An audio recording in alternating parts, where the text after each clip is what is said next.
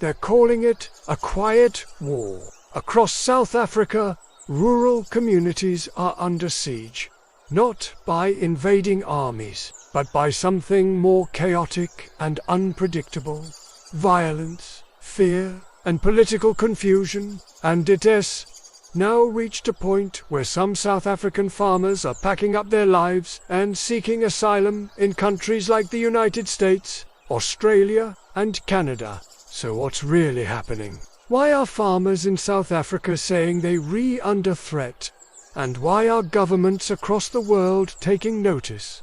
Let's go back. South Africa's land history is built on colonialism and dispossession. For centuries, black South Africans were pushed off their land by colonial powers and apartheid governments. But decades later, progress has been slow. Most of the land in South Africa is still owned by a small, mostly white minority. That's where the conflict begins. On one side, you have legitimate demands for land justice. On the other, you have growing rural violence.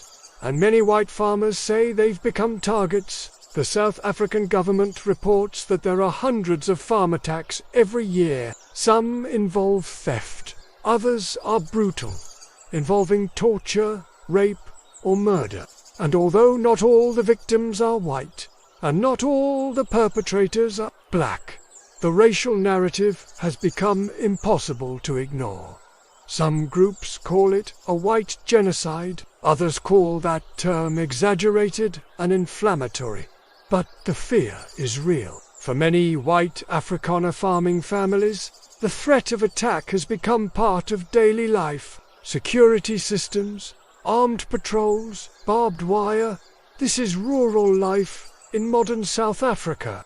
It's also become a political lightning rod. In 2018, Australia's then Home Affairs Minister caused global outrage when he suggested offering fast-track visas to white South African farmers, calling them persecuted. The South African government was furious, but it tapped into a growing international movement, one where white South Africans were presenting themselves as refugees, fleeing racial violence and state neglect. In 2023, the conversation reignited.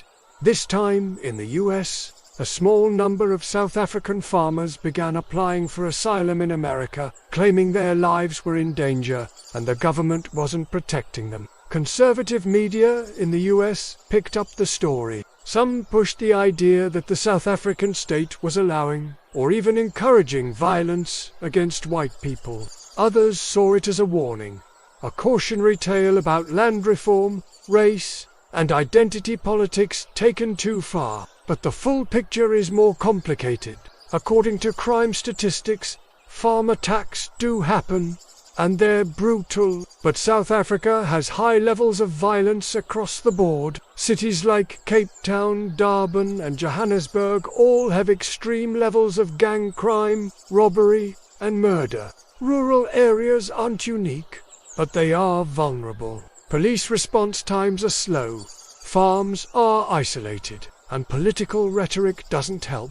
Some leaders in South Africa, including members of the economic freedom fighters, have used land rhetoric that critics say stokes hatred. The chant "Kill the Boer," referring to white farmers, has become a point of tension. Some say it's symbolic protest.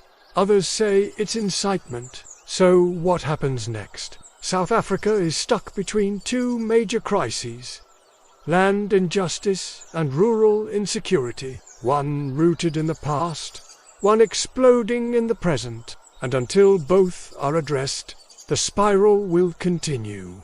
More families may flee, more people will feel forgotten by the state, and the country's most explosive issues, race, land, and violence, will keep colliding in the worst ways. But this isn't just about white farmers. It's about a society still trying to heal from its past, while surviving its present. Unless leadership, justice, and truth come together soon, South Africa's future will only get harder to hold together. You've been watching C.L.Y. Media.